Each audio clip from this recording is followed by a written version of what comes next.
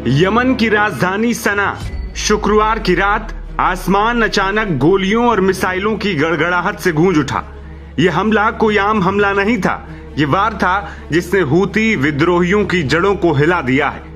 Israel ने Yemen पर अब तक का सबसे बड़ा एयर स्ट्राइक किया। टारगेट था हूतियों का पूरा टॉप लीडरशिप। रिपोर्ट्स के मुताबिक इस हमले में हूती प्रधानमंत्री गालिब अल रहावी समेत कई बड़े सैन्य अधिकारी मारे गए। हैरानी की बात यह है कि यह हमला उस वक्त हुआ जब हूती संगठन के शीर्ष नेता अपने प्रमुख अब्दुल मालिक अल हूती का भाषण देख रहा था। नेता आराम से बैठे थे और अचानक ऊपर से बरसते बमों ने सब कुछ तबाह कर दिया। इजरायली टीवी चैनलों ने दावा किया कि इस एयर स्ट्राइक में हूती रक्षा मंत्री मोहम्मद नासिर अल अतिफी और चीफ ऑफ स्टाफ मोहम्मद अब्द अल करीम अल गमारी भी निशाने पर आए।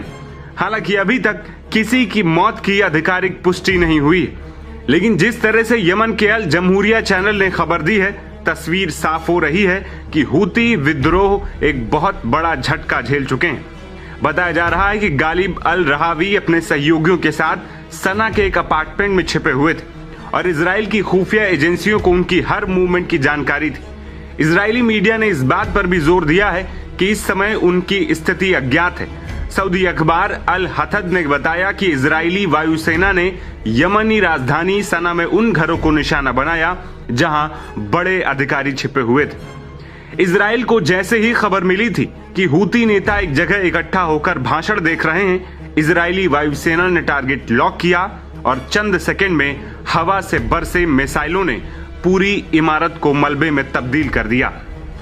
इजराइल ने इस हमले की आधिकारिक पुष्टि तो कर दी है, लेकिन उन्होंने साफ नहीं किया है कि इस हमले में किन किन नेताओं को निशाना बनाया गया था।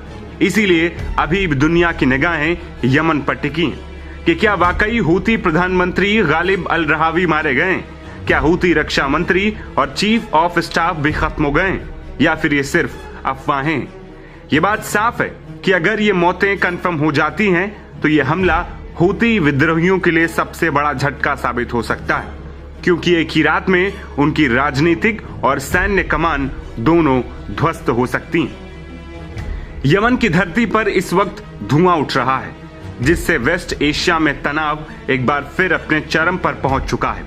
इससे पहले भी हूती हमलों का जवाब देते हुए इजराइल ने रविवार को यमन की राजधानी सना पर जोरदार हवाई हमले किए थे। इन हमलों में इजरायली फाइटर जेट्स ने हूती विद्रोहियों के ठिकानों को निशाना बनाया।